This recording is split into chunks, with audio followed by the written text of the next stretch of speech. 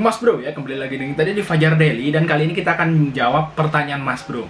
Bang, bagus gak sih bisnis jualan bakso untuk saat ini pakai gerobak?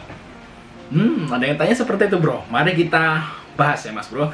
Oke, jadi kalau menjawab pertanyaan itu, bagus gak sih jualan bakso gerobakan gitu ya bahasanya? Itu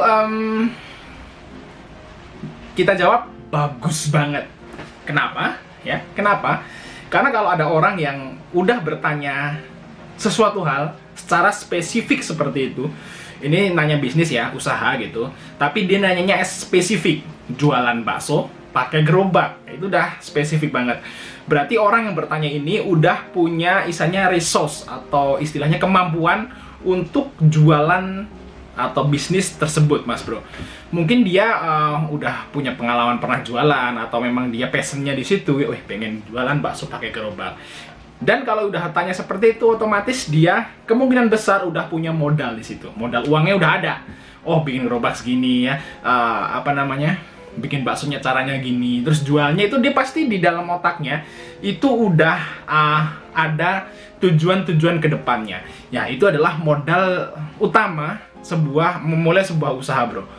Ya, jadi kalau jawab bisnis apa yang bisnis apa yang bagus, nah itu melebar.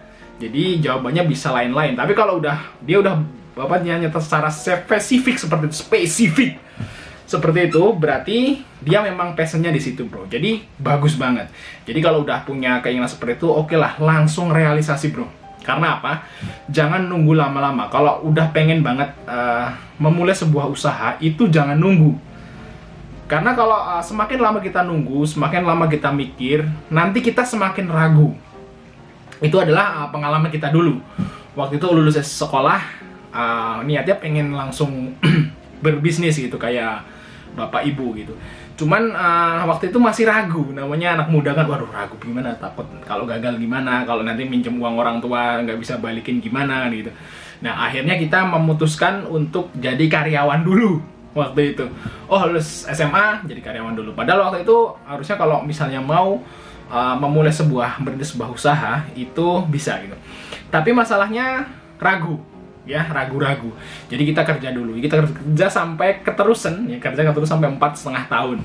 Ya, hampir 5 tahun lah kita kerja. Dan habis itu, wah udah jenuh banget, dan kita mulai usaha setelah 4,5 atau 5 tahun kita kerja. Dan setelah mulai usaha, jalan usahanya, itu nyesel. Kenapa nggak dari dulu lulus sekolah itu langsung usaha aja? Gitu loh, nggak usah ngelewatin fase jadi pegawai gitu. Tapi ya itu memang udah takdir mungkin ya. Tapi ini bagi Mas Bro yang udah niat banget seperti itu dan udah spesifik seperti itu, oke lah Mas Bro, lanjutkan. Karena sesuatu hal yang besar itu dimulai dari hal yang kecil loh.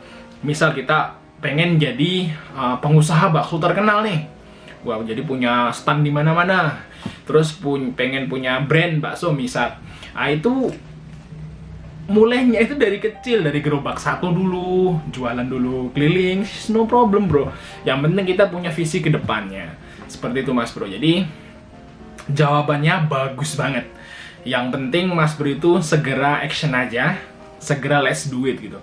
Jangan kelamaan pikiran kita tuh nganggur. Kalau udah lulus sekolah kan, misalnya nggak ngelanjutin kuliah gitu, lulus SMA gitu misalnya, nggak ngelanjutin kuliah kan, otak kita nganggur tuh. Jangan sampai otak kita nganggur kelamaan bro.